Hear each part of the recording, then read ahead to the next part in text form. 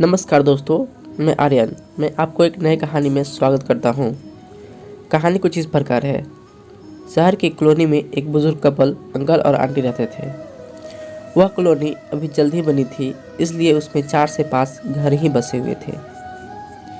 इनका बेटा उन्हें छोड़कर अपने पत्नी के साथ विदेश में रहता था, क्योंकि उसकी पत्नी ये नहीं चाहती थी कि वह घर पर रहकर अपने सास ससुर की मदद करे।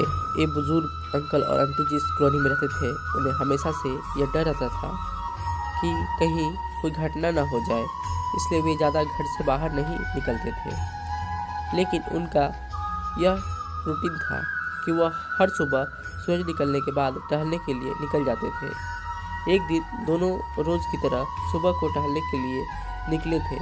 उन्होंने देखा कि एक लड़का तेज़ी से साइकिल चलाता हुआ जा रहा है और उस साइकिल के पीछे एक फावड़ा बांधा हुआ था, लेकिन उन्होंने ज़्यादा ध्यान नहीं दिए और चले गए। सारे दिन उसी समय फिर से वह लड़का दिखा और उसी तरह तेजी से साइकिल चलाता जा रहा था। इसी तरह तीसरे और चौथे दिन भी वह लड़का दिखा।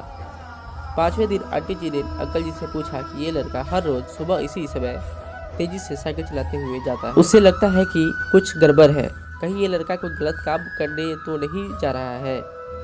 लेकिन अंकल जी ने मना कर दिया कि जा रहा होगा कहीं, हमसे क्या। परंतु आंटी जी बोले, हमको देखना चाहिए कि हमारी कॉलोनी में कोई गड़बड़ तो नहीं।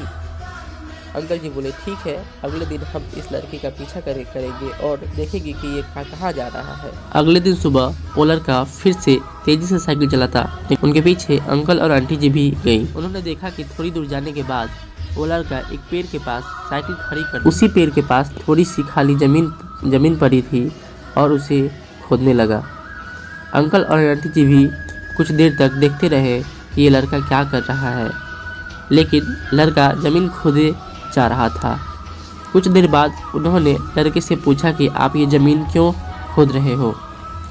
लड़के ने मुस्कुराते हुए कहा कि अंकल जी, मैं आप दोनों को रोज़ देखता हूँ, लेकिन आपको मुझसे डरने की ज़रूरत नहीं, और यहाँ ज़मीन इसलिए खोद रहा हूँ कि मेरी नई नौकरी लगी है।